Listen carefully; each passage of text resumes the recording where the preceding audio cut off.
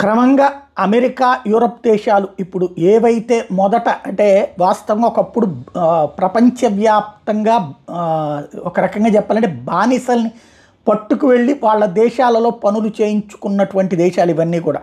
తెల్లతోలు సమాజం అని అందుకే అంటారు. అట్లాంటిది ఆ తర్వాత కాలంలో వాళ్ళకు కూడా ప్రజాస్వామిక హక్కులు కల్పించి నిదానంగా తమతో సమానంగా తీసుకువెళ్లాలని ప్రయత్నించిన ఈ తెల్లదొరలు ఆ నల్ల జాతీయుల్ని అవమానించడం, అవహేళన చేయడం వల్లనే తర్వాత కాలంలో రాజకీయాలు మారుతూ వచ్చినాయి. ఇప్పుడు రివర్స్ కాబోతోందా?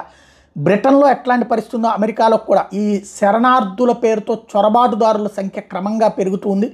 చట్టబద్ధంగా బాధ్యతాయుతంగా ఆ దేశానికి వెళ్దామని చెప్పి వీసాల కోసం అప్లై చేస్తే రోజులు కాదు, నెలలు కాదు, సంవత్సరాలు వెయిట్ చేయాలి. అదే కనుక ఈ అక్రమార్కులకి అంత డబ్బులు పడేస్తే తీసుకెళ్ళి ఆ దేశంలో శరణార్థులుగా ఉంచడానికి అవకాశాలని చక్కగా ఏర్పాటు చేస్తున్నటువంటి రోజులలో క్రమంగా రూటు మారుతోంది.